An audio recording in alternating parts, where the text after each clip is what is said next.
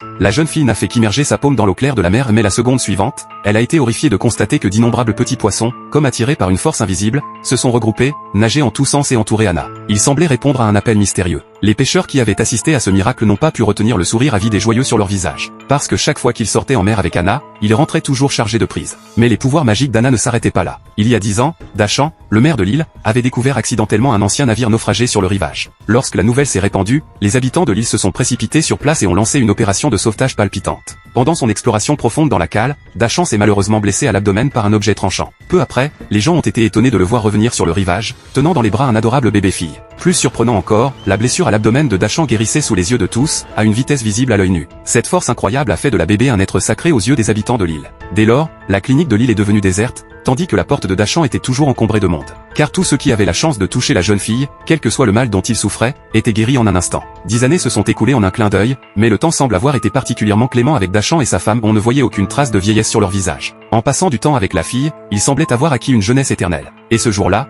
Dachan a emmené Anna avec lui pour aller pêcher. C'est ainsi qu'il a découvert une autre capacité de sa fille. Dès qu'Anna plongeait la main dans l'eau de mer, les poissons des alentours étaient tous attirés vers elle. Grâce à cette capacité d'Anna, les habitants de l'île ont connu une vie aisée. Un jour, Anna est allée jouer sur la montagne avec ses amis. Soudain, ils ont découvert un énorme nid d'abeilles au sol. Ce qui est étrange, c'est qu'au moment où Anna s'est approchée lentement, les abeilles connues pour leur agressivité se sont posées sur sa main comme des animaux domestiques. Juste quand Anna montrait cette scène miraculeuse à ses amis, elle a vu qu'un d'eux était attaqué par un essaim d'abeilles. Voyant son ami blessé, Anna a serré son poing sans y penser. Inattendument, toutes les abeilles aux alentours sont mortes sur le coup. Son ami a été stupéfait devant cette scène, et Anna elle-même a trouvé ça incroyable. Pour ne pas être considérée comme une monstrueuse, Anna a demandé à son ami de garder ce secret. Mais ce fut précisément après cet événement que les capacités spéciales d'Anna ont disparu miraculeusement. Elle n'a plus pu utiliser son pouvoir pour guérir les habitants locaux, et les pêcheurs rapportaient de moins en moins de poissons après leur sortie en mer. Après quelques jours, les habitants n'ont plus pu rester calmes. Ils ont convoqué une réunion du conseil des habitants pendant la nuit, terrifiés et inquiets pour leur avenir. Le lendemain matin, ils sont allés voir Anna avec des cadeaux, priant pour qu'elle récupère ses pouvoirs vite. Le soir, Lisa, la femme de Dachan, calmait Anna pour qu'elle dorme,